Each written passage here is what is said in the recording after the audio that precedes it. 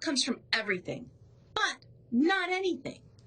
If you ask a young child what they want to be when they grow up, you might get answers like firefighter, police person, astronaut, professional athlete, musician, actor, teacher, scientist, doctor, or veterinarian. Any of those careers, and the countless others we didn't mention, are great things for a child to aspire to. However, the problem is when the child puts the conjunction "and" between these things instead of saying "or." Most of us have been brought up to believe that we can be anything we want to be. However, just because we can be anything doesn't mean that we can be everything. Let's look at some famous people.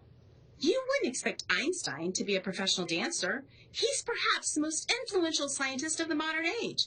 But that doesn't mean that he's great or even good at everything. When even the very famous professionals attempt to transition from one sport to another, the results aren't always stellar. Michael Jordan is famous for his basketball playing and his Nike-branded Air Jordan shoes. But his results with the Chicago White Sox weren't great. By any measure, he's a great athlete. But even he couldn't reach for the gold ring in another sport. We idolize some famous people, but we generally idolize them for one thing, not for everything.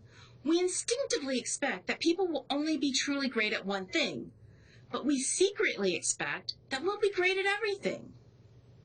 We have to prioritize. We can want to be the world's best parent, spouse, friend, and child.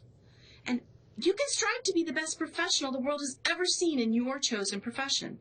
However, somewhere there's going to be a conflict where one aspect of your desire will compete with another.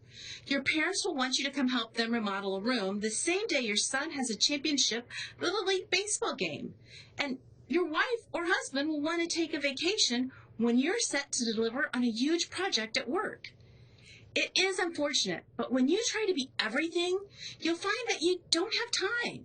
You'll have to prioritize one thing that you hold most dear.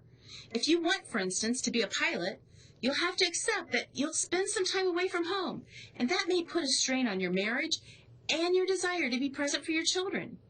If you prioritize your spouse and children, you'll have to adapt your career to fit.